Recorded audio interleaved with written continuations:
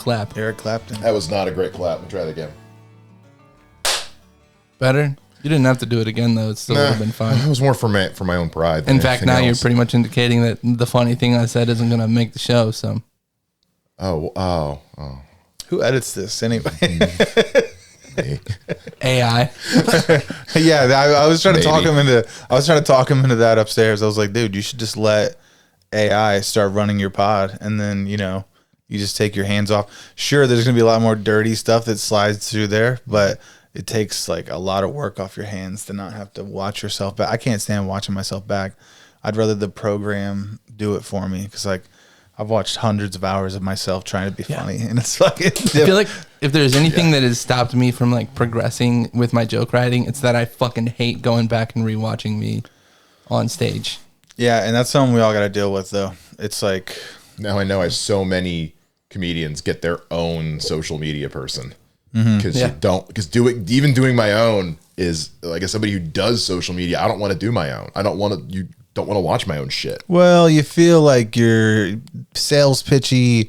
It's like that's kind of what it's for, though. Like that's you're running a business page, and it's like I have to battle with that myself constantly. Like, okay, the only time I'm posting stuff is either when I'm being celebratory about some big opportunity that I have, or I'm like trying to sell you tickets to my next event, or trying to get you to listen to something that I made.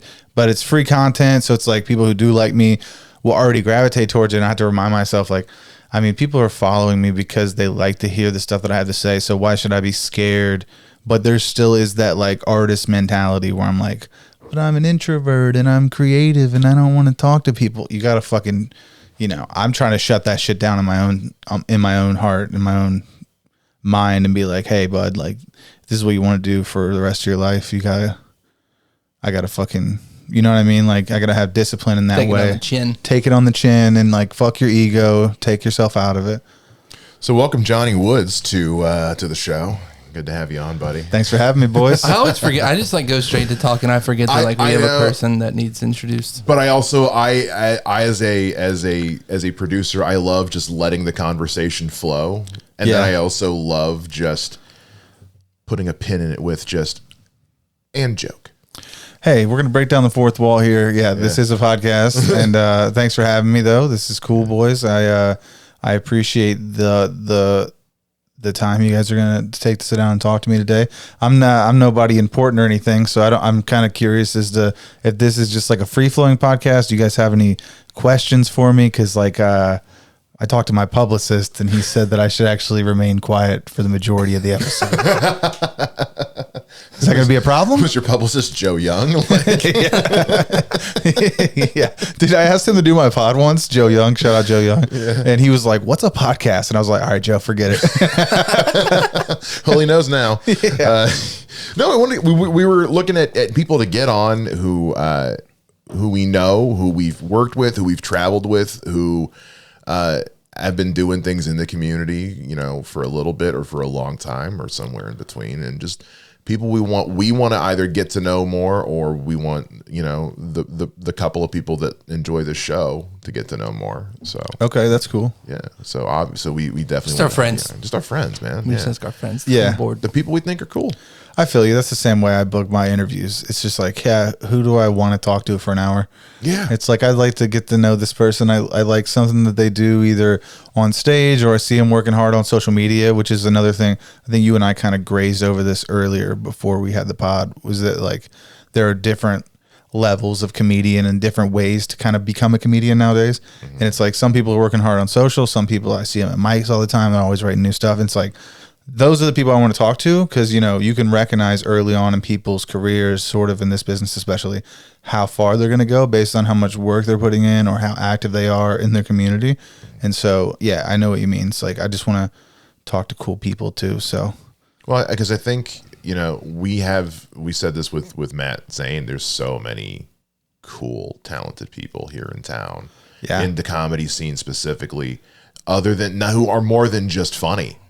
And I think more and more of those people are starting to come out of the woodwork and get themselves noticed. And I think in the next year, you and I have talked about this. I talked about this with Kevin the other day. I think in this time next year, the Dayton comedy scene's gonna I think it's going to have a different reputation, or at least the ceilings of a new reputation. I think, absolutely, in a good way. Absolutely, I totally. We've said see that it. every year since like 2017. Well, I see it when I go out of town. You know, when I go to other cities, but you go to other places, and then you tell them. Well, it used to be, you know, like 6 years ago when I started, you tell people you're from Dayton, and you don't really. All right, you go to the bottom of the list. Maybe you can get time. Maybe whatever it is.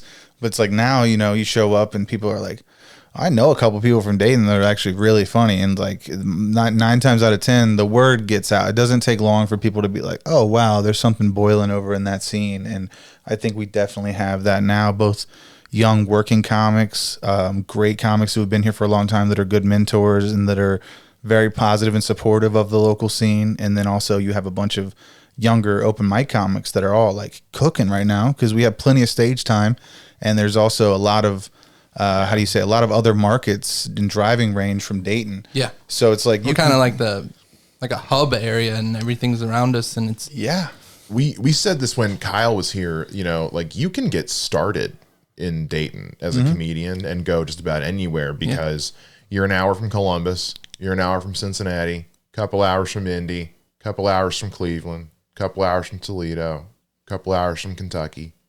Yeah. You can go anywhere and then come right back here and go to work the next morning. Yeah. Yeah. Yeah, You just did it the past week. Working comedian, and you can be. You it wasn't worth it. Don't do it. Comedy's never worth it. No, it never is. Not dude. monetarily. No, No. every now and then you have like a huge week or like a big opportunity, and you're like, I'm the fucking shit. Yeah. And then you eat fucking shit for the next 6 months. That is the trajectory. It's like it's the crazy folks who decide to keep doing this because they know that those moments that are few and far between actually get more and more. Yeah. You get more and more of those as you progress in the business, as you keep working. Yeah, And all you need to do is have a few of those moments to know that, like, okay, like these jokes are funny. People like them. And there are markers of success around us also. Like when you see your friends getting opportunities and you're like, well, you know, they're funny, but I'm just as funny. You know what I mean? Like that could happen for me too. Yeah. That could happen for anyone. You know what I mean? It's just about. It will happen. It will If happen you're in as comedy, long as you will do happen. it. As long as you Yes. do it, yeah. And especially in this market, you'll see people like a year in and now they're getting road gigs and they're going to get the host for people and shit. It happens fast, and some people it happens slower. And then that's the thing. You'll get 1 or 2 gigs, you'll feel good, and then things will taper off for a while. And then you'll have to wait 2 years before you get somebody else to ask you to go on the road. And in those 2 years, if you're not working, if you're not like actively being a part of the comedy community, you will be not only forgotten about, but you won't be funny enough by the time those opportunities come. So when you do come back, everyone's going to be like, "Who are you?" You'd be like, "I'm back." Right. And no one Don't there is remember going to. you. Everyone who would have remembered you has moved on. It's like the military. Comedy's like the military. If you quit, like you get discharged or whatever, when you come back, you're a private again. You're an open micer. Yeah. Just start from the very beginning. Look at Joe Young. Joe Young came back and he was been grinding the open mics just like any other new kid. And he just Dude, got the a work big ethic of weekend. that guy. Yeah. He just got a big weekend in Columbus, and I fucking love that for Joe. And that is comedy. It's like you can literally see it happen in front of you. So if you're willing to put the same amount of work in, and you know, sometimes people are, and there's different levels of comedians. Sometimes people are like super charismatic and they have okay jokes, but they're a fucking great show to watch. Sometimes people are like amazing joke writers, and it's like, and there's no really rhyme or reason to who they are as to why they get the opportunities they get. It's just about being there, working, being seen, and right place, right time. Obviously, the stars align sometimes. I think we can all agree to that. You can help us grow our channel, upgrade our gear, and eventually hire an editor by joining our Patreon for only $5 a month. Go to patreon.com/the3mics or follow the link in the description. Well, to your point from earlier about like there's never been more stage time around here. You know, I updated the list the other day. There you can, in the first week of every month, the first full week, you can go on stage 8 times if you play your cards right. Yeah, because there's a mic every day of the week except Sunday, but some of them have 2 or 3. yeah, absolutely. Within And driving distance of each other. And if you're more established, you can show up places and a lot of times get spots. Yeah. And hit people up that you know are coming to town. So there's like ample opportunities, even if you're not booked, to do shows every week. You can definitely do it. Most people don't really understand that coming, like that are outside the business. They're like, you doing how many shows? How much are you getting paid? Like, I'm not getting paid anything. My debit card is $36 negative because I had to get gas to do mics. Yeah. And they're like, what are you, crazy? And I'm like, yeah. Pretty much. It sums it up. Absolutely. Absolutely am. Yeah. It's all for like, it's a weird dragon we chase. I don't know how else to describe it other than just like, there is no other way to describe the feeling that comes with it other than just it's a whole other kind of high, and there's only one way to get it. I don't know how else to describe it. I think a lot of times we paint this picture of like sometimes it's god awful and other times it's really, really great, but in my experience, like it's never like complete dog shit for me. Like even if just a couple weeks ago I did a show at what's that one in West Dayton now? The new one. Oh, new club. The Laugh Zone. Yeah, Laugh Zone. Yeah. So I went there and I did a show. I was doing 10 minutes and I ate a dick. I'd never eaten this big of a dick in my whole life. Like, forgot my jokes on stage, fumbled over my words. Like, I just literally... just the nightmare. Awful. And I still had a good time. I was able to talk to the guys afterwards. Tabari was there. He was able to give me some good tips. And, like, I don't know. When I look back at it, I've never been burnt out. I've never been like, oh, fuck, I think I'm going to stop or anything like that. Like, it's either good or it's just not bad, you know? Mm-hmm. I think it depends on the goal, too. I think it ultimately depends on what the goal is. Because I think when I burned out, it was because my goal was be a big, huge comedy star. And that was it. And I realized at a certain age, I didn't actually know what I was doing or what it took to do that. And I said, I need to walk away and come back when I've figured out what it means to be a comic again. And so that's what I did. And so I think to your point, yeah, I think a lot of those people who do that, I think they just don't have a goal or they have the wrong goal. Or they get it mixed up between what's a dream and what's a goal. Yes. If my goal is to just get better and write more jokes, then that's an accomplishable goal. That's easy. It's easy to measure. Like, yeah. And you got to have small goals in the beginning. It's like, let me just work up to where I have 30 minutes. Let me work up to where I have 40 minutes. It's like, you keep building those 5-10 minute chunks. And then over the years, next thing you know, oh shit, nobody's here to headline this club. And somebody called me, they saw me feature and they're like, can you fill the time? And then you kind of just fall into shit like that sometimes. Yeah. Comedy's a lot of falling upstairs. Right place, right time. Yeah. Hair Off was just like, hey, I need somebody for 3 shows. Dude, the biggest show I ever did for the most people I've ever been in front of, it was about 1,200 people. Oh, shit. It was at JD Legends outside. Yeah. 1,200 people from my friend who's a rapper, a good friend of mine I grew up with. And he's like a singer and a rapper. And he just got signed to this really big label in Florida. And he was doing like a coming home show. This had to be like 3 years ago. And he hit me up and he was like, hey, do you want to open for me? And we used to do music together years ago. And I was like, I don't really do music anymore. And he's like, I know, stupid. He's like, you're a comedian now. He's like, I want you to come do comedy at my show. Mm-hmm. And I was like, what? Yeah, I said, yeah. Right. And then like later when we were at the show, we were backstage and shit, and his mom and his stepdad were there. And he was like, you should thank my stepdad. And I was like, why is that? And he was like, because him and my mom were talking to me and they were like, you should get a comedian to open up for you at one of these rap shows. And he was like, I only know one comedian. So it was literally like the biggest opportunity of my life. It was just because someone knew that because of his stepdad. Because if someone's stepdad that was like, yo, you should probably get a comedian to open up for you. And so it's like that. Shit like that, dude. Little shit like that will keep you going for a while until something else comes along and somebody's like, go on the road with me, open for, like little shit will happen and you're like, I guess I'm doing something right. You know what I mean? It's good to have the long-term goals, but the short-term goals are going to give you the dopamine to chase the long-term goal, I think, Like they're going to make you feel good enough to keep going for the next short-term goal until you eventually get to whatever that long-term goal is. Yeah, sometimes short-term goals can be as good as like, I'm going to go out this week with 5 new ideas and I'm going to crack one of them by the end of the week. I'm going to do 5 or 6 sets and by the end of the week, I'll love one of these jokes. Mm-hmm. It's like one of them will get consistent laughs. I'll keep adding it. And then it's like, okay, well, next week my goal is whatever to go somewhere where I'm not booked and try to get a spot. It's like give yourself these small goals to try to just keep going and going and going. And I do think that it's like a snowball effect. Mm-hmm. It eventually has to like collect more and more momentum.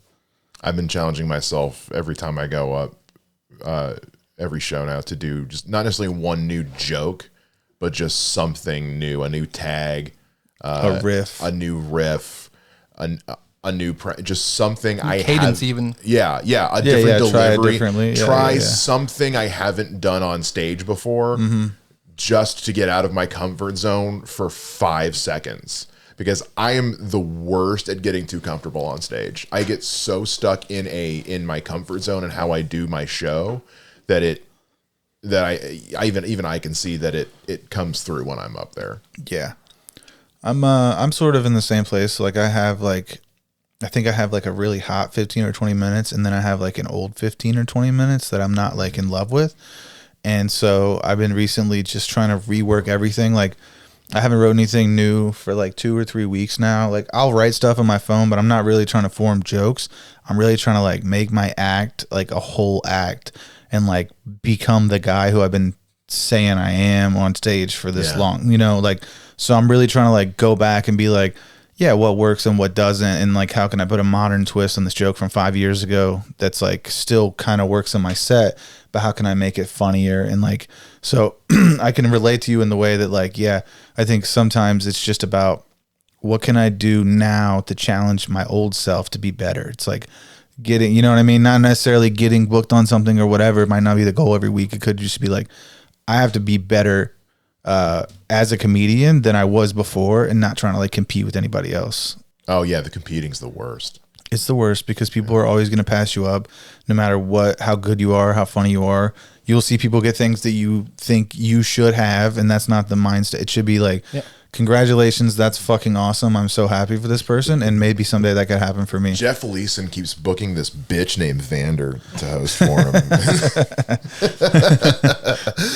See, dude, even in a business partnership, there's tumultuous fucking revenge and how do you say envy. Follow the Dayton comedy scene on social media at Gem City Comedy, or learn more at www.gemcitycomedy.com.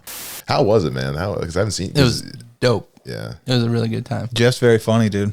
Yeah. Dude, I love working. He's the coolest guy ever, too. Like, he's very chill. He's very accommodating. Like, he's fun to hang out with in the green room. And his feature act, Levi Mabe, is, like, honestly, I'm probably closer with Levi than I am with Jeff, just because him and I are the ones hanging out after the show, and Jeff's like over here. Everybody's flocking to him to sign their autographs and take pictures and shit. Levi and I are just standing over here at the merch table, just like kicking it, and it's just being with those guys is really awesome. Hell yeah, man! Where were you guys at again? We did the Toledo Funny Bone on Wednesday. It was probably 130 to 150 people, and show went really well. It was great. My host set went very well, but Hilarities on Thursday was fucking out of this world. Where's Hilarities at? Cleveland. Yeah, downtown Cleveland. Oh shit. Yep. It's supposed to be the best club in the country. That's what a lot of people say. A lot of people from Ohio say that, but when you talk to people in like Austin or Chicago, they're like, I mean, it's like the second best club in the country compared to Rogie Boy. Yeah. But I want to say the best club in Ohio though. Like I think definitely the best club in Ohio. I've actually never even played there, so that's kudos to you, bro. That's fucking, it's really rocks. Cool. But I think he had over 200 people there. It rocked. I had my friends that live in Cleveland. They came out. See me. Jeff let me comp tickets for them. Like it was the fucking coolest. Dude. Got them in for free, and it was a blast. My set went really, really well. And it's funny because like the weekend before that on Friday, that's when I ate at Dick, and I realized when I look back, like I wasn't like going out to mics or anything leading up to that time. Like Tabari just reached out to me and asked if I wanted to do this show with him. And I just blindly said, yeah, of course. Thinking that like, I mean, it's like riding a bike. It's been 3 months since I've performed, but like, this ain't shit. I should be able to do this.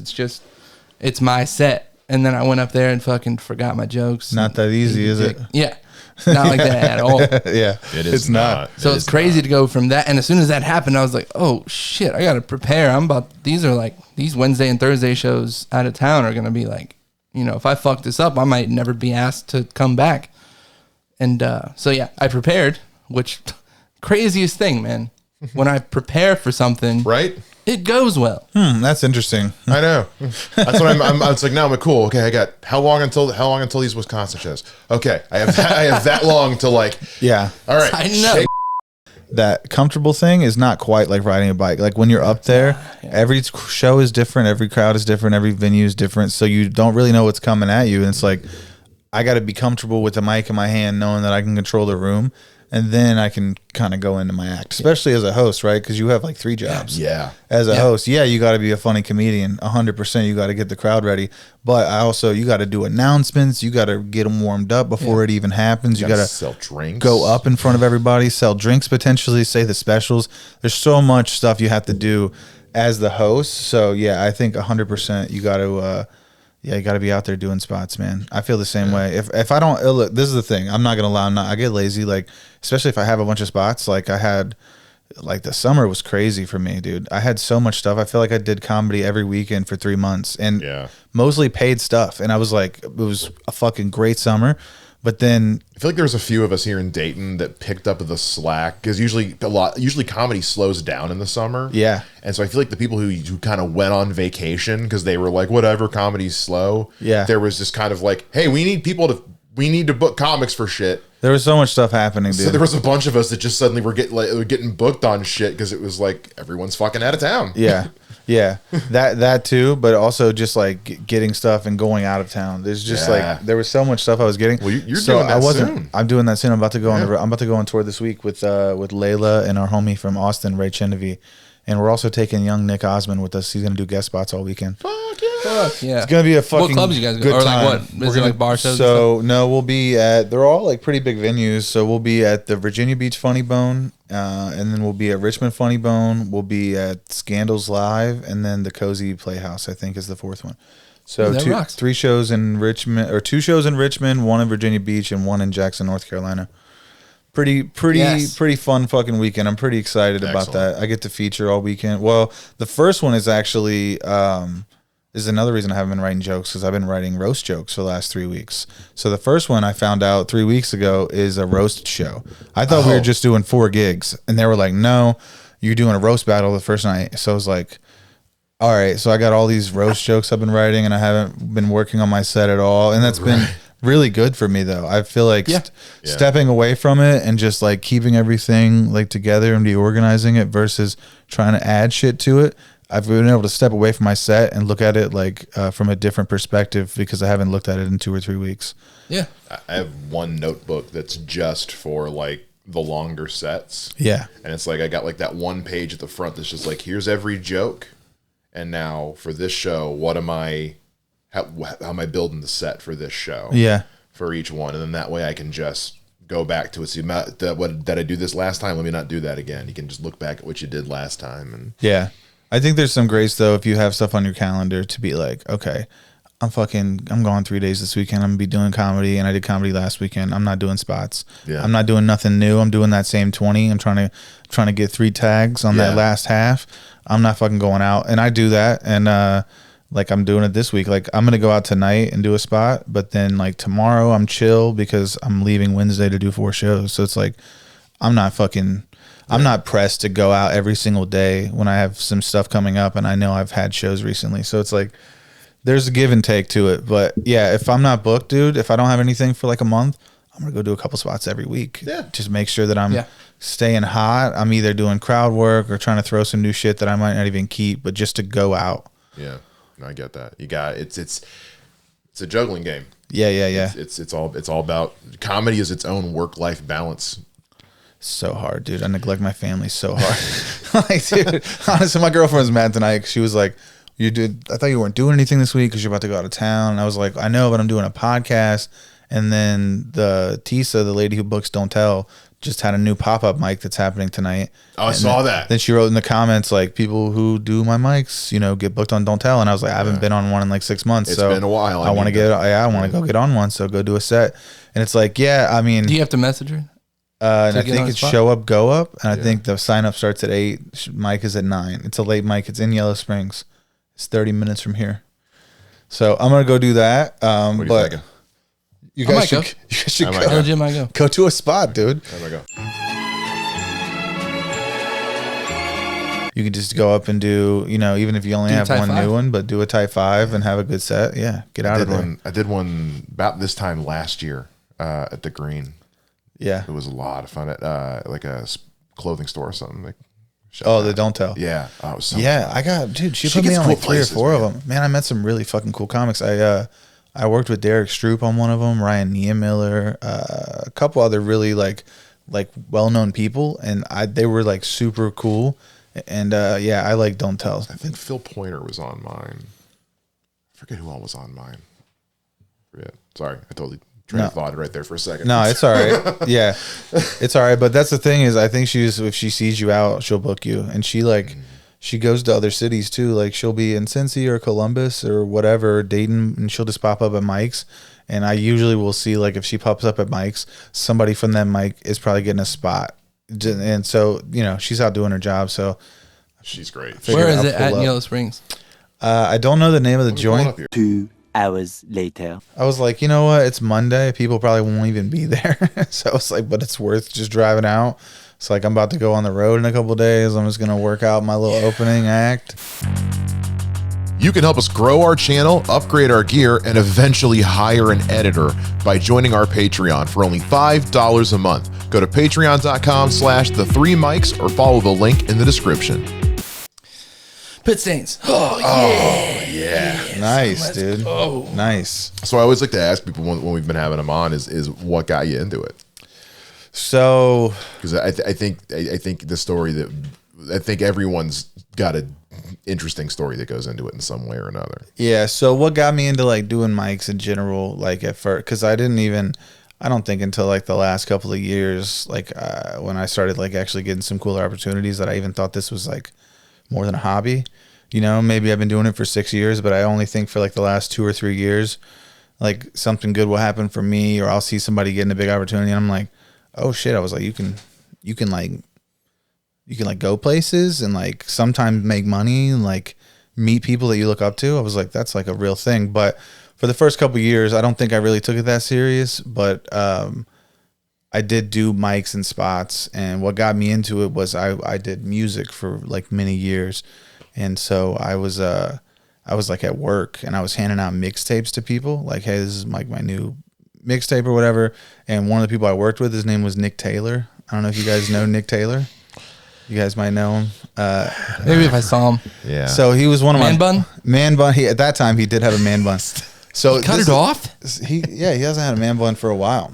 So I met Nick, and Nick was like, "Oh, dude, that's really cool." He was like, "I actually have a show this weekend." I think Nick was probably like a year or two in, and he was a door guy at Wiley's. And I didn't know anything about stand up at that time, at least that you could do it here. But I was always a big fan of comedy. When was this? This was like 6 years ago. Okay. So to try to make a long story short, Nick and I were homies, and we would hang out from time to time and kind of like sneak off from work and smoke weed together. And we just kind of developed a little bit of a relationship. And so after I gave him my CD, he was like, "Hey, dude, I actually have a show this weekend." He was like, "Why don't you come to it?" And like he has like long hair and shit. And I'm like, "What do you play guitar?" I was like, "What are you an R&B singer?" Like you know what I It's mean? gotta be Like, a ukulele, right? I'm like, yeah, I'm like, this dude's some sort of musician or weirdo. And he's like, somewhere with a rainbow. he's like, I'm doing comedy. And I was like, what are you talking about? I was like, yeah, right. I was like, you're doing stand-up? I was like, we have the same job. There's no way this guy's a comedian. He's going to get a paid weekend as a comedian. I was like, that doesn't exist in this town. And so, dude, like, I remember, like, my whole family, we came to see him because I was like, this guy at my work is like a comedian. There's like 8 of us. Mm-hmm. And we all go out, see Nick. He crushes. It was like his first ever hosting weekend at Wiley's. Mm-hmm. He crushes. And then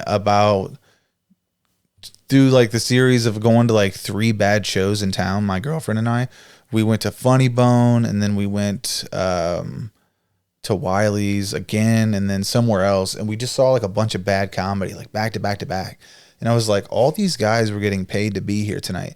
And like, I always made people laugh my whole life. I always like was like, try to like, I think people thought I was like crazy or fucked up most of my life because I didn't understand that I was just like, I was a comic and I just thought different. Like whatever you're supposed to say in any situation, I always just say or think the opposite.